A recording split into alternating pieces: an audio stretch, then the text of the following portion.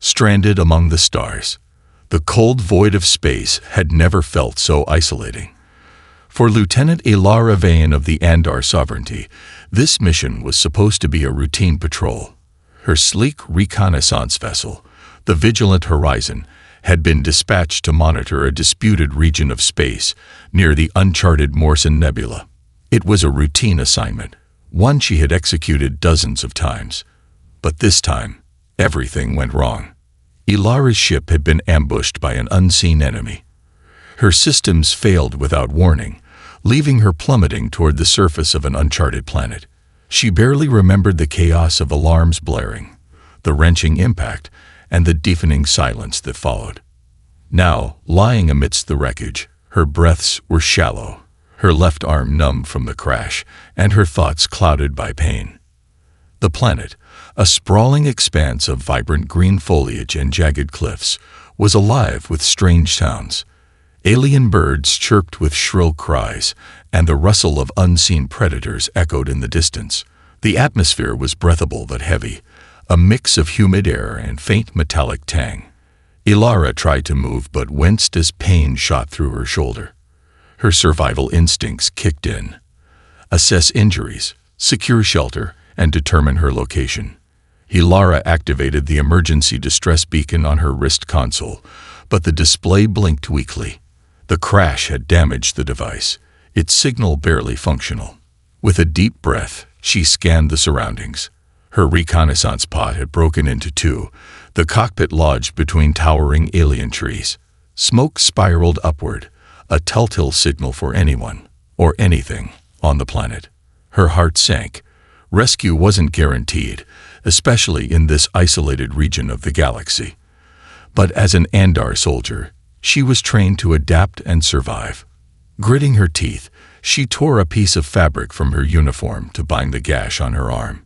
She forced herself to stand, leaning heavily on a broken piece of metal as a makeshift crutch. As she examined her surroundings, she heard something. A soft hum. It wasn't the planet's wildlife.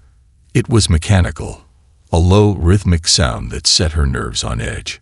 She spun around, searching for the source, her free hand instinctively reaching for the blaster holstered at her side.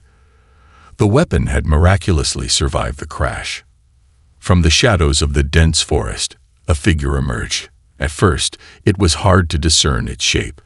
The figure was humanoid but moved with a confidence that Ilara found unsettling. As it stepped closer, her breath caught. It was a human. At least, it appeared to be. The man was tall, with broad shoulders and a weathered face marked by scars that spoke of countless battles. His dark eyes carried a mix of curiosity and caution. His clothing was rugged and functional, patched together with scraps of fabric and armor plates.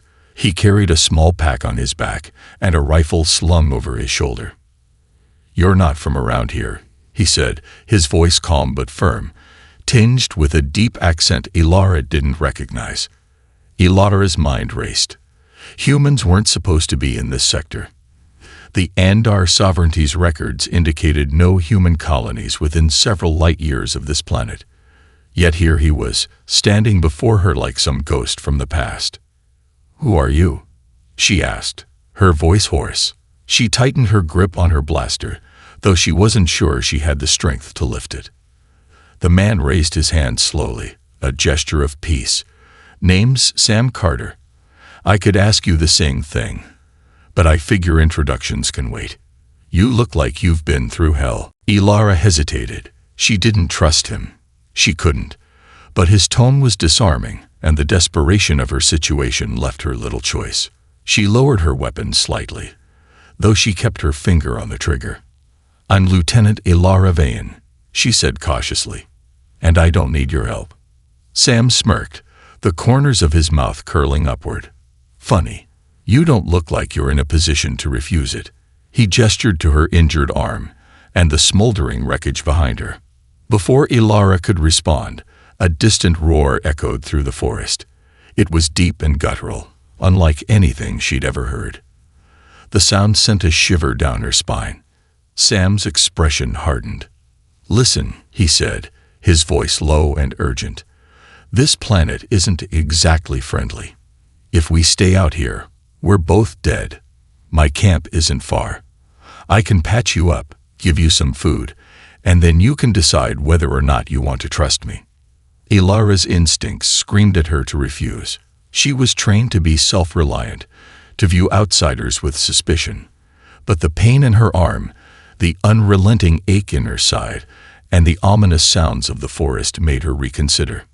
"Fine," she said through gritted teeth. "But if this is a trap, you'll regret it." Sam chuckled, an unexpected warmth in his tone. "Noted. Now let's move before whatever made that sound decides to investigate." He stepped forward, offering his hand to help her walk. Ilara hesitated before grudgingly accepting. His grip was firm, steadying her as she hobbled beside him. As they made their way through the dense underbrush, Ilara couldn't help but steal glances at him. Sam moved with ease, navigating the terrain as if he'd lived here his entire life. Despite her injuries, her curiosity grew. Who was this human? Why was he on this planet? And more importantly, could she trust him? The questions swirled in her mind as the forest seemed to close in around them. Each step brought them closer to Sam's camp, and perhaps to answers. But deep down, Ilara knew this was only the beginning of a journey that would change everything. The stranger's secret. The forest around Kayla buzzed with life. Alien birds sang songs she had never heard, and strange, bioluminescent insects danced in the fading light of Seraphine's twilight. Max worked diligently, his focus unwavering as he carefully tightened the splint around Kayla's injured leg. Though his movements were efficient, his eyes held a certain softness, a kindness that disarmed her. Kayla fought to keep her mind clear, a pounding in her head from the concussion, making it difficult to focus. She had so many questions. Who was this man? How did he know she was here? Why was a human, of all beings, in an uncharted sector like Seraphine? Despite the pain and confusion, her military training urged her to remain calm and observe. As Max tied the final knot on her makeshift splint, he leaned back on his heels, brushing sweat off his forehead with a grimy sleeve. "That should hold for now," he said, his voice steady but laced with concern. "I don't have much medical gear on me, but this should keep your leg stable until we can find better help." Kayla took a shaky breath, her voice barely above a whisper. "Who are you?" Max hesitated for a moment, his expression unreadable. Then he offered a small smile that didn't quite reach his eyes. "I'm just a traveler," he said. "Name's Max. I've been on this planet for, well, longer than I'd like to admit." His vague answer did little to satisfy Kayla's curiosity, but she was too weak to press him further. Instead, she focused on her immediate situation. "My ship," she said, nodding toward the wreckage. "I need to see if there's a distress beacon, something to call for help." Max frowned, glancing at the smoldering ruins of her spacecraft. "From the looks of it, your ship's systems are fried. But I'll take a look and see if anything's salvageable." Before Kayla could respond, a distant howl echoed through the forest, sending a chill down her spine. The sound was guttural, otherworldly, and filled with an almost predatory hunger. Max's demeanor shifted instantly, his body tensing like a coiled spring. "We need to move," he said urgently, his voice low. "This place isn't safe after dark." Kayla's heart raced. What was that? Max didn't answer right away. Instead, he stood and scanned the shadows, his hand instinctively reaching for a weapon. A crude but sturdy-looking knife strapped to his belt. "Let's just say the locals aren't too friendly," he muttered. Despite her injuries, Kayla felt a surge of adrenaline. "I can't leave my ship," she said, struggling to sit up. "There's classified data on board. If it falls into the wrong hands." Max cut her off with a sharp glance. "Look, I get it. You're a soldier, right? You've got your mission, your protocols. But out here, none of that matters if you're dead." Kayla opened her mouth to argue, but another howl, closer this time, silenced her. Max didn't wait for her consent. He slipped an arm under her shoulders and hoisted her up with surprising strength. The pain in her leg flared, but she gritted her teeth and leaned on him as he guided her away from the crash site. As they moved through the dense underbrush, Kayla couldn't help but notice how confidently Max navigated the terrain. He seemed to know exactly where to step, avoiding the thorny vines and unstable ground that would have tripped her up. It was clear he had spent a lot of time on this planet. Too much time, perhaps. After what felt like an eternity, Max led her to a small clearing where a makeshift shelter stood. It was primitive but sturdy, built from fallen branches and large leaves woven together to create a roof. Inside, a small fire crackled, its light casting flickering shadows on the walls. Max helped Kayla settle onto a pile of soft moss that served as a bed. "Stay here," he said, his tone firm but not unkind. "I'll take care of the perimeter." Before she could protest, he disappeared into the darkness, leaving her alone with her thoughts. Kayla stared at the fire, its warmth a stark contrast to the cold fear that gnawed at her. Who was this man, really, and why did he seem so prepared for the dangers of this planet? Minutes stretched into what felt like hours before Max returned, his face grim. "The good news is, I didn't see any signs of those things," he said, sitting down across from her. "The bad news is, they're probably not far off." Kayla's curiosity finally got the better of her. "You've been here a long time, haven't you?" she asked. Max nodded slowly. "Yeah, longer than I'd like." "How did you end up here?" He hesitated, his gaze fixed on the fire. For a moment, Kayla thought he wouldn't answer. But then he sighed, his shoulders slumping slightly. "I was part of an exploratory mission," he said. "A joint effort between Earth and a couple of other colonies. We were supposed to chart new planets, look for resources, establish first contact if we found intelligent life." "What happened?" "Our ship malfunctioned," Max said, his voice tight. "We crash-landed here, just like you. Only, I was the only one who survived." Kayla's breath caught in her throat. She had heard stories of marooned explorers, but they were rare, and most of them didn't end well. "How have you survived all this time?" Max shrugged, though there was a heaviness in his eyes that spoke of years of hardship. "I adapted, learned to live off the land, avoided the predators, and I've been trying to fix my ship ever since." "Your ship? It's not much to look at," he admitted, "but it's home, and it's the only chance I've got of getting off this rock." Kayla felt a pang of guilt. Her own ship had been state-of-the-art, equipped with advanced technology that could have been a lifeline for someone like Max. Now it was little more than a pile of scrap metal. As if reading her thoughts, Max offered a small smile. "Don't worry about it," he said. "We'll figure something out. But for now, you need to rest. Tomorrow, we'll see what we can salvage from your ship." Kayla nodded, exhaustion finally overtaking her. As she drifted off to sleep, the last thing she saw was Max sitting by the fire, his knife in hand, keeping watch over her. But even in her dreams, the howls of the alien predators echoed in her mind, a chilling reminder that their journey was far from over. Shadows in the night. Kayla woke to the sound of the wind whipping through the trees, carrying with it the distant cries of Seraphine's nocturnal predators.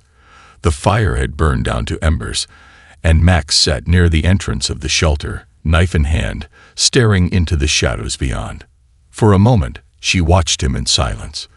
His movements were subtle but deliberate, small adjustments to his posture, his grip on the knife tightening and relaxing, his eyes scanning the darkness for any sign of movement. He wasn't just a man trying to survive. He was a man who had learned to thrive in a hostile world. "You didn't sleep," she said, her voice hoarse. Max glanced back at her, his face softening. "Didn't have the luxury," he replied. "This planet doesn't take kindly to those who let their guard down." Kayla shifted, wincing as pain shot through her leg. The splint Max had fashioned held firm, but the injury still throbbed. "Thanks for the reminder," she said dryly. Max chuckled, a brief moment of levity in the otherwise tense atmosphere. You're tougher than you look. I'll give you that. Most people wouldn't have made it this far. Kayla ignored the compliment, her mind already racing ahead. We need to get back to the crash site, she said. There's classified tech on my ship, stuff that can't fall into the wrong hands. Max raised an eyebrow. You think those hands belong to the locals? Kayla frowned. I don't know what I think, but I can't take the chance. Max nodded, his expression serious. Fair enough. But if we're going back, we'll need to be smart about it. Those howls you heard earlier, they belong to something you don't want to meet face to face. Kayla felt a shiver run down her spine. What are they? Predators, Max said simply. Big, fast, and smart. They hunt in packs, and they don't stop until they've got what they want. Great, Kayla muttered, as if this situation wasn't bad enough. Max grinned, but there was no humor in it. Welcome to Seraphine. As dawn broke, the forest came alive with a cacophony of sounds, chirping, rustling, and the distant hum of alien wildlife. Max led the way back toward the crash site, his movements silent and precise. Kayla followed as best she could, leaning heavily on a makeshift crutch Max had fashioned from a sturdy branch. The journey was slow and arduous, every step sending jolts of pain through Kayla's injured leg. Max occasionally glanced back, his expression a mix of concern and admiration. You're stubborn. I'll give you that, he said. Comes with the job, Kayla replied. Her tone clipped. When they finally reached the edge of the crash site, Max held up a hand, signaling for her to stop. He crouched low, scanning the area with practiced eyes. The wreckage of Kayla's ship lay in the clearing, smoke still rising from the twisted metal. It looks quiet, Max said, though his tone suggested he didn't fully believe it. Kayla's heart sank as she took in the sight. Her ship, once a sleek and powerful vessel, was now a shattered ruin. But she couldn't afford to dwell on the loss. We need to check the main console, she said. Max nodded, and together they moved cautiously toward the wreckage. The air was thick with the acrid smell of burned circuitry, and the ground was littered with debris. Kayla's movements were slow and deliberate, her injury making it difficult to navigate the uneven terrain. When they reached the cockpit, Kayla's worst fears were confirmed. The console was a charred mess, the screen shattered, and the controls melted beyond recognition. Can you salvage anything? Max asked, his voice low. Kayla shook her head, her stomach sinking. The beacon's fried. The navigation system, too. There's nothing left. Max placed a hand on her shoulder, his grip firm but reassuring. We'll figure something out, he said. Before Kayla could respond, a low growl echoed through the clearing. Max froze, his hand tightening on his knife. We're not alone, he whispered. Kayla's pulse quickened as she scanned the shadows. The growl came again, closer this time, followed by the sound of movement. Branches snapping, leaves rustling. Get down, Max hissed, pulling her behind a large piece of debris. They crouched in silence, their breaths shallow as the sounds grew louder. Kayla's heart pounded in her chest, every instinct screaming at her to run. But she knew better.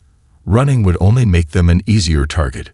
From their hiding spot, Kayla caught a glimpse of their pursuers.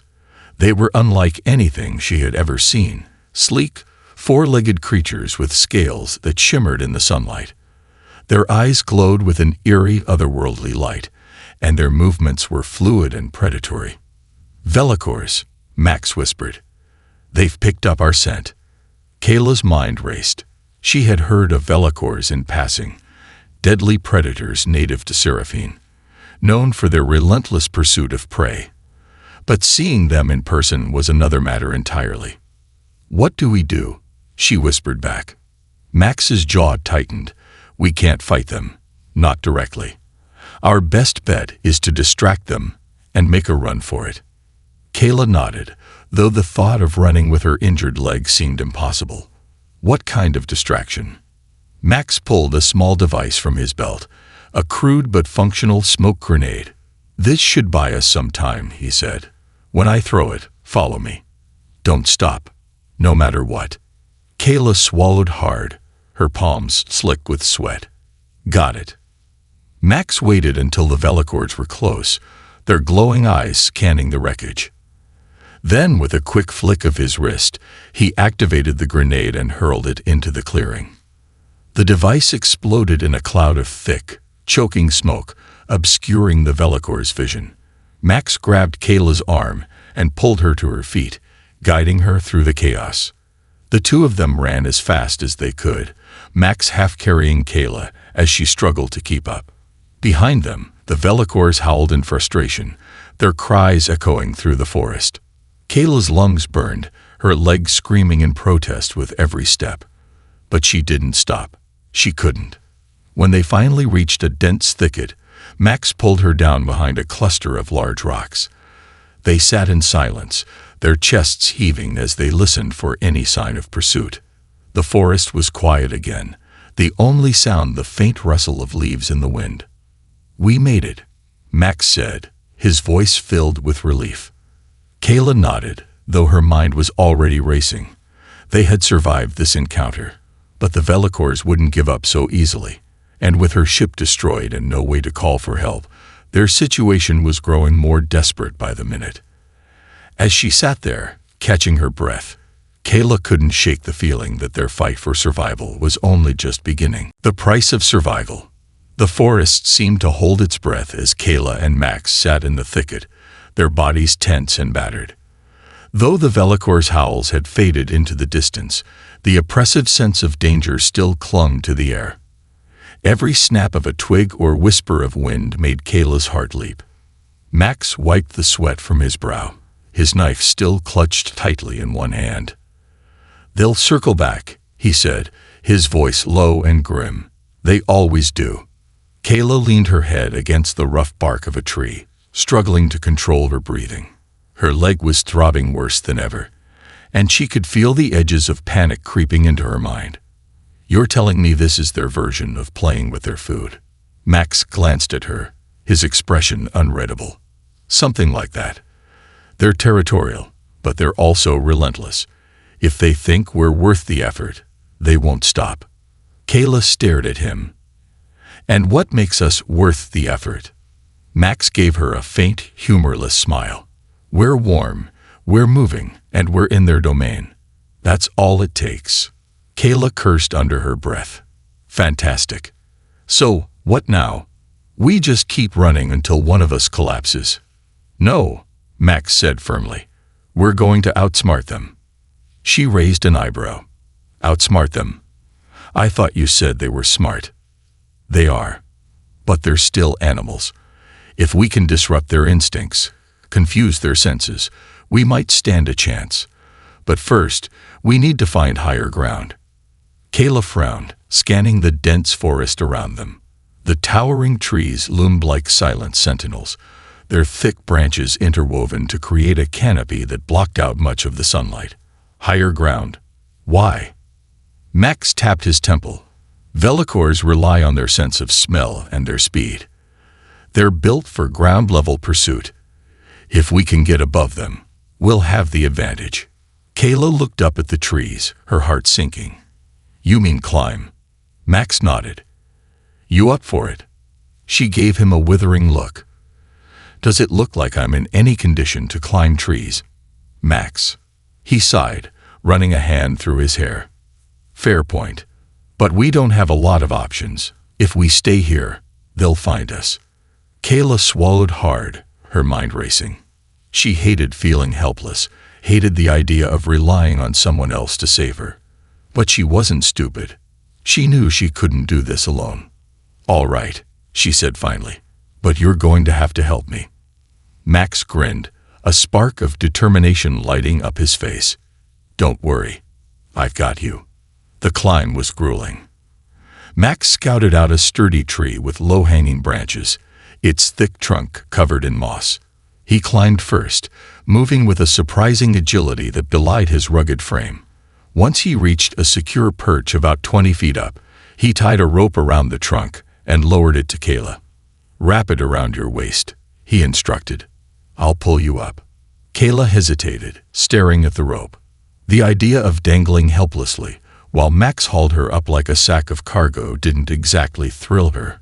But her injured leg left her no choice. She looped the rope around herself, securing it tightly before giving Max a nod. The ascent was slow and awkward. Max grunted with the effort, his muscles straining as he pulled her up inch by inch. Kayla bit back cries of pain as her leg jostled with every movement, her hands gripping the rope so tightly her knuckles turned white. When she finally reached the perch, she collapsed against the trunk, her chest heaving. Max sat beside her, his face flushed with exertion. "Not bad for someone who didn't want to climb," he teased. Kayla shot him a glare, but there was no heat behind it. "You're lucky I don't have the energy to argue."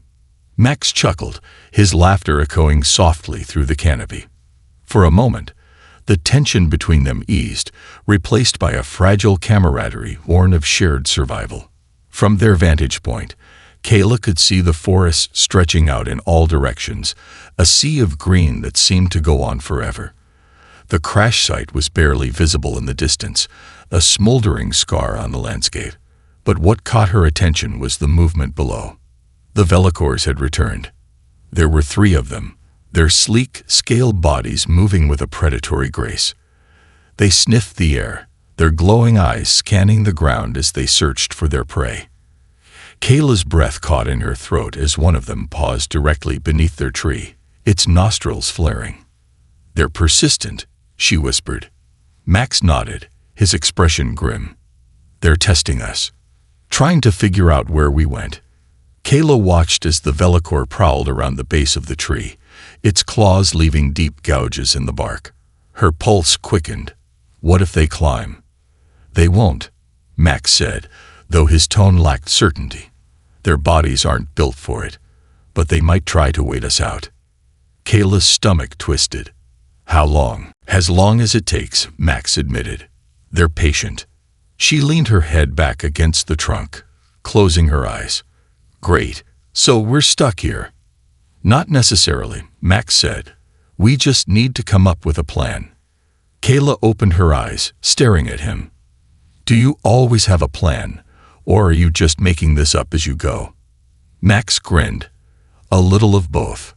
Hours passed as they remained perched in the tree, the Velicors circling below like sharks around a shipwreck. The sun began to dip below the horizon, casting long shadows across the forest floor.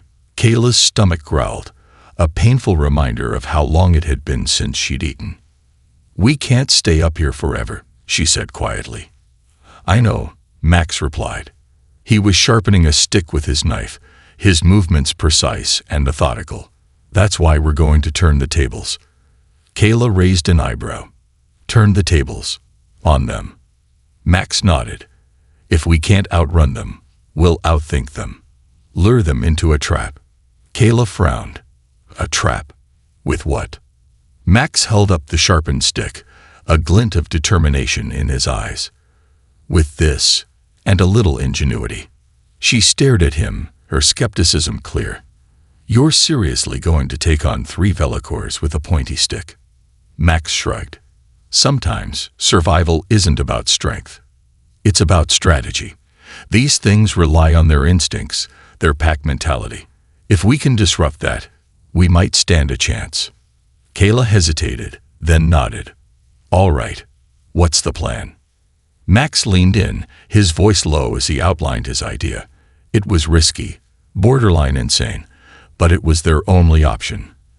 As he spoke, Kayla felt a flicker of hope. If anyone could pull this off, it was Max. As night fell, the forest became a labyrinth of shadows and whispers. The Velicors' glowing eyes pierced the darkness, their movements eerily silent as they continued to prowl below. Kayla and Max prepared in silence, their breaths steady and focused. When the time came, Max gave her a nod. "Stay here. Wait for my signal." Kayla gripped the trunk of the tree, her heart pounding as she watched him climb down into the darkness. She wanted to call out, to tell him to be careful, but she bit her tongue. He knew what he was doing, or at least she hoped he did. From her perch, she could barely make out his silhouette as he moved through the shadows, his movements slow and deliberate. The Velocor's attention snapped toward him, their bodies tensing as they caught his scent. Max let out a sharp whistle, drawing their focus entirely. Then he bolted.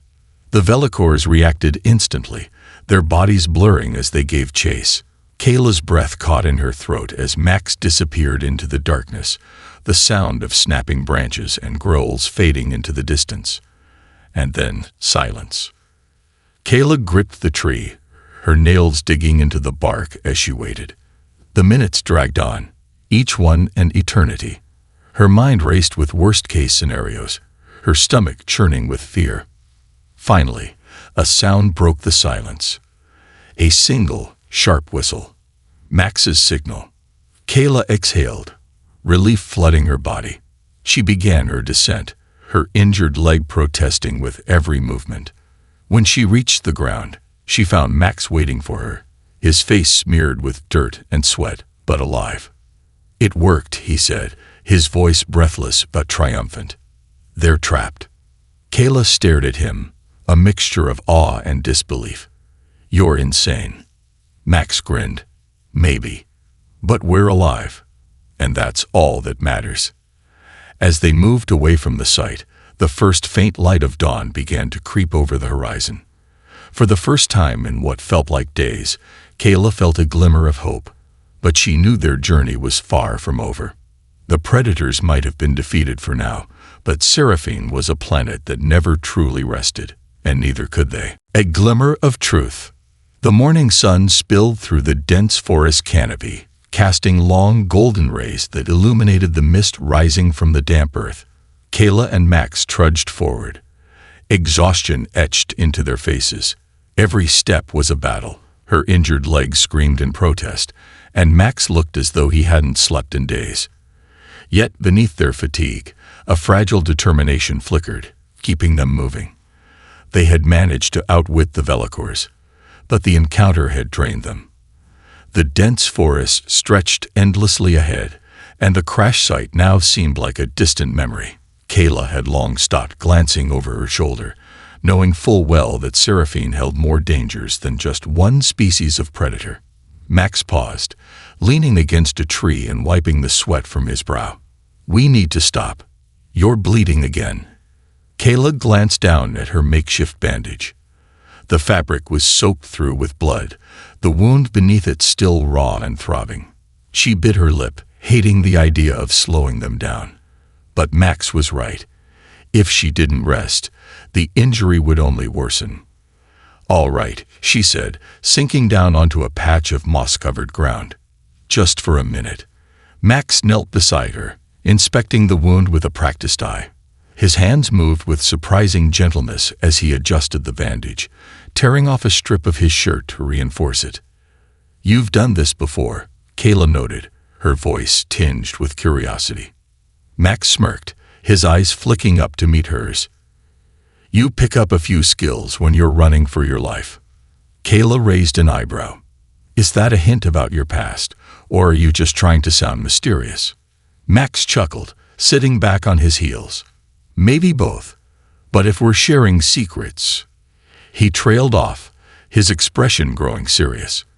"Why were you on that ship, Kayla?" The question hung in the air between them, heavy and unavoidable. Kayla hesitated, her gaze dropping to the ground.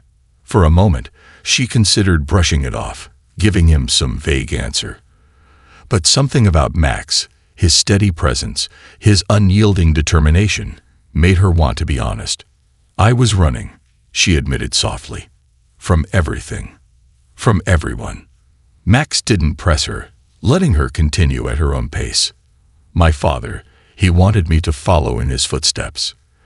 Take over the family business, marry the guy he picked out for me, live this perfect little life he planned." She let out a bitter laugh. "But it wasn't my life. It was his. So, I ran. I took the first job I could find on a transport ship and never looked back." Max nodded slowly, his expression thoughtful. "And now you're here, on a planet where every living thing wants to kill you." Kayla smiled wryly. "Yeah, not exactly the fresh start I had in mind." For a moment, they sat in silence, the sounds of the forest filling the space between them. Birds called out to one another in melodic bursts, and the rustle of leaves in the breeze was almost soothing. Almost. "What about you?"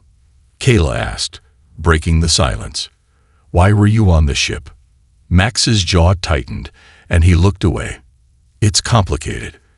Kayla tilted her head, studying him.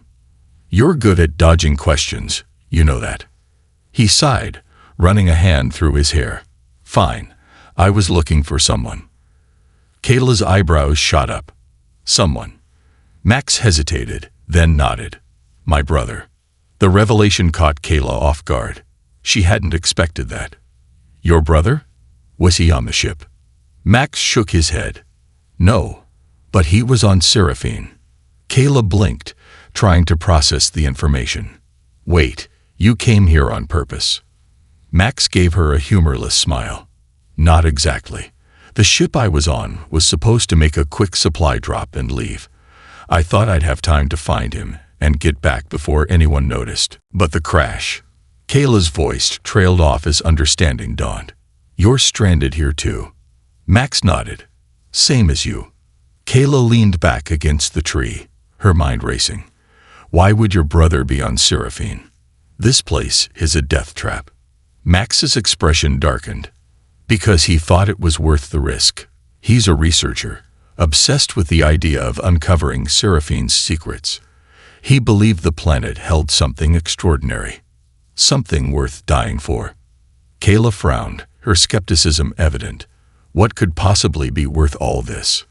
Max hesitated, then reached into his pocket, pulling out a small metallic disc. He held it up, and Kayla's eyes widened. "What is that?" she asked, her voice barely above a whisper. Max turned the disc over in his hands, his expression unreadable. "It's a data core. My brother managed to send it off-world before he went missing. Inside, there's information about Seraphine's ecosystem, its flora, its fauna, and something else." Kayla's curiosity burned. Something else. Max's gaze met hers, and the intensity in his eyes sent a shiver down her spine.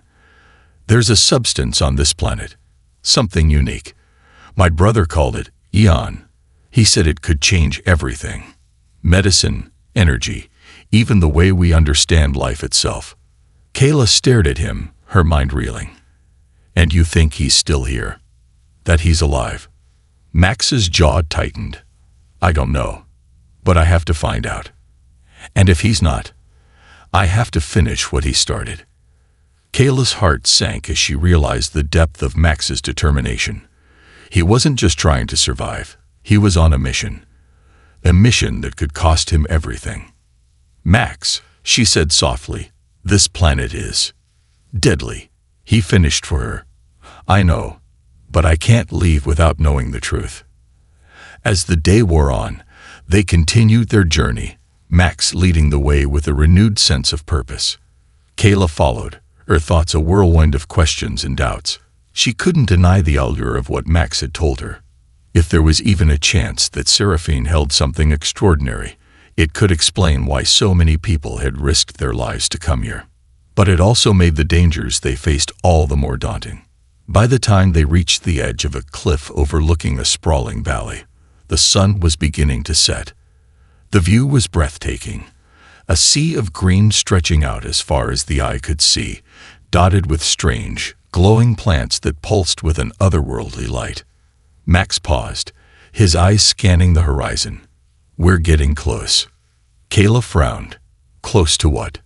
He pointed to a faint, flickering light in the distance. "That. It's an old research station. If my brother was here, that's where he would have gone."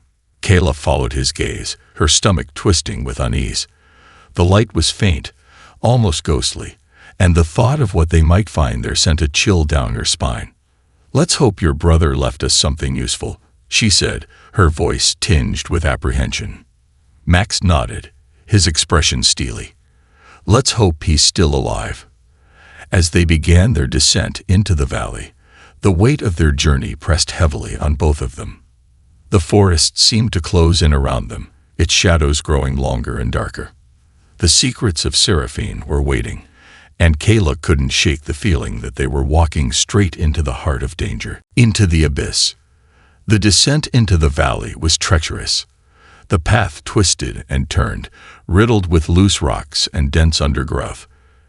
As they moved deeper into the forest, the air grew heavier, saturated with the sweet, cloying scent of blooming alien flora. The faint glow from the plants dotted along the path provided an eerie light, casting long shadows that seemed to dance in the periphery of their vision. Every snap of a twig or rustle of leaves set Kayla's nerves on edge. Max led the way, his eyes fixed on the flickering light of the research station in the distance. His determination was unshakable, and Kayla couldn't help but marvel at his resolve. Despite the danger, despite the odds, he pressed on, driven by a purpose she could only partially understand. As they drew closer, the forest began to change. The trees became thicker, their gnarled roots snaking across the ground like veins. The glowing plants grew in clusters, their light pulsating rhythmically, almost as if they were alive.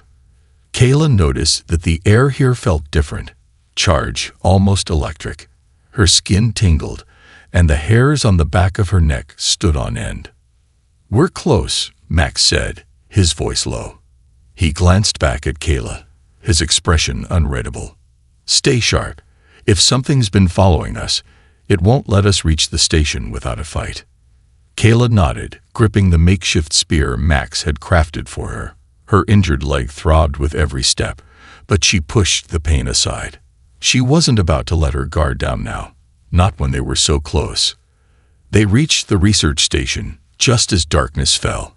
The structure was half hidden beneath a thick canopy of trees, its metal walls streaked with rust and overgrown with vines. A single flickering light near the entrance was the only sign that the station was still operational. The sight of it sent a wave of relief through Kayla. Finally, a semblance of civilization. But the relief was short-lived. The station was eerily silent. Max approached cautiously, his weapon at the ready. He motioned for Kayla to stay close, and together they entered the station. The interior was dark and musty, the air heavy with the smell of decay. Their footsteps echoed against the metal floor as they made their way through the narrow corridors. Kayla's heart pounded in her chest. Every shadow, every creak of the building, felt like a threat. She couldn't shake the feeling that they were being watched. Max stopped suddenly, his hand raised in a silent signal. Kayla froze, her grip tightening on her spear. Ahead of them, the corridor opened into a larger room. The faint hum of machinery filled the air, and a soft, blue glow emanated from a series of monitors along one wall. They stepped inside, their eyes scanning the room. It appeared to be some sort of command center. Data screens displayed information about the planet's ecosystem, its weather patterns, and, most intriguingly, a map of the surrounding area. At the center of the map was a blinking red dot. "What is that?" Kayla asked, pointing to the screen. Max frowned, stepping closer. "It's a beacon. It's active." His voice was filled with both hope and apprehension. "It might be my brother." Kayla's gaze flicked to the map. The beacon was located deep within the forest, in a region marked with warnings and danger zones. Her stomach churned. Whatever was out there, it wasn't going to make this easy. Max began typing on the console, his fingers moving with practiced ease. The monitors flickered, and a video feed popped up on the screen. It showed a man, tall, with dark hair and a weary but determined expression. Kayla recognized the resemblance immediately. This was Max's brother. The video played, the man's voice crackling through the speakers. "If you're seeing this, it means I didn't make it back to the station. The Yon sample, it's more powerful than I ever imagined. It's not just an energy source, it's alive. It reacts to emotions, to intent. But it's dangerous, if it falls into the wrong hands." He trailed off, his expression grim. "I've hidden the sample at the beacon's location. If anyone finds this, please, destroy it. The cost is too high." The video ended, leaving Kayla and Max in stunned silence. The weight of his brother's words hung heavy in the air. "We have to go," Max said, breaking the silence. His voice was steady, but Kayla could hear the tension beneath it. "If the Eon sample is still up there, we can't leave it behind." My brother was right. "It's too dangerous." Kayla hesitated. "Max, if this thing is alive, if it's as dangerous as he says, how do we even know we can destroy it?" Max turned to her, his eyes blazing with determination. "We don't, but we have to try." The journey to the beacon's location was harrowing. The forest seemed to grow darker and more oppressive with every step. Strange sounds echoed through the trees. Low growls, rustling leaves, and the occasional distant roar. Kayla's grip on her spear tightened. Whatever was out there, it was watching them. They reached a clearing just as dawn began to break. In the center of the clearing was a small metallic pod, partially buried beneath the earth. The beacon atop it pulsed steadily, casting an eerie red glow across the scene. Max approached cautiously, his weapon at the ready. Kayla followed, her heart pounding. The pod was unmarked, its surface smooth and featureless. Max knelt beside it, inspecting the controls. "This is it," he said softly. "This is what my brother died for." He pressed a series of buttons, and the pod hissed open. Inside was a small glowing vial, filled with a swirling, iridescent substance. The Eon sample. It was mesmerizing, beautiful, and terrifying all at once. Kayla took a step back, unease prickling at her skin. The air around the vial seemed to hum, as if the substance inside was aware of their presence. "We need to destroy it," Max said, his voice resolute. He reached for the vial, but the moment his fingers touched it, the ground beneath them began to shake. The forest erupted into chaos. Creatures burst from the trees, their eyes glowing with an unnatural light. Velikors, larger and more aggressive than the ones they had encountered before, surrounded them. But these weren't just animals. They moved with purpose, their movements coordinated as if they were being controlled. Kayla's mind raced. The Eon, it's connected to them. Max gritted his teeth, holding the vial tightly. "Then we end this. Here and now." The battle that followed was a blur of chaos and terror. Max and Kayla fought with everything they had, their survival instincts kicking into overdrive. The Velikors were relentless, their attacks precise and unyielding. But as the creatures closed in, Max did the unthinkable. He smashed the vial. The Eon substance spilled onto the ground, its iridescent glow intensifying. The Velikors froze, their glowing eyes dimming as the substance spread. The ground beneath them began to tremble violently, and a blinding light erupted from the center of the clearing. When the light faded, the Velikors were gone, and the forest was eerily silent. Max and Kayla lay on the ground, breathing heavily. The pod was gone, the Eon substance reduced to a faint, shimmering residue on the earth. "It's over," Max said, his voice barely above a whisper. Kayla nodded, exhaustion washing over her. "Let's hope your brother was right." As they staggered back toward the research station, the first rays of sunlight broke through the trees. The forest seemed calmer now, as if a great weight had been lifted. But Kayla couldn't shake the feeling that they had only scratched the surface of Seraphine's secrets.